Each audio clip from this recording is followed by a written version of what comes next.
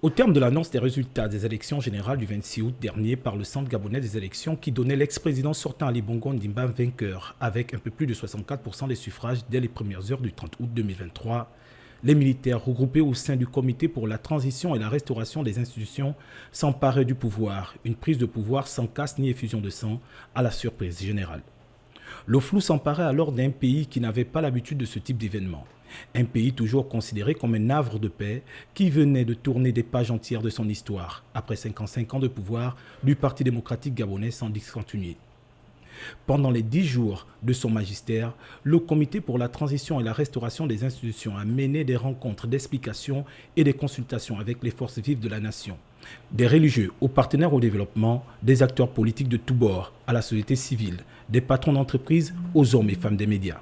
Au cours de ces échanges, des mesures fortes ont été annoncées sur le plan économique et social. Des mesures qui ont enchanté les Gabonais puisqu'elles ont permis, par exemple, de voir les pensions de retraite payées, l'arrestation des hauts cadres de la République coupables de nombreuses malversations financières et de dénicher un vaste réseau de trafic de stupéfiants, la récupération des automobiles, mais aussi l'arrestation des auteurs de l'imitation de la signature de l'ancien président Ali Bongo Ondimba. Le nouvel homme fort du Gabon prête serment le 4 septembre 2023 sur la charte de la transition devant un collège des juges constitutionnels nouveaux. Lors de son discours de circonstance, le président de la transition a annoncé le retour des bourses scolaires pour les élèves du secondaire et amnistié les prisonniers d'opinion avec effet immédiat. Ainsi, Jean-Rémy Yama, Renaud Alogo Akwe, Kelly Ondo et Léon Zué ont recouvré leur liberté. En 10 jours de pouvoir, l'une des mesures phares du général de brigade Brice Clotaire Oligui et son équipe à la tête du pays est la levée de l'assignation à résidence surveillée de l'ancien président Ali Bongo Ondimba. Les étapes qui ont suivi l'investiture ont vu la mise en place d'un code de bonne conduite du gouvernement. Celui-ci a été transmis à Ndon Sima, dont le CTRI a choisi pour mener l'ensemble des réformes.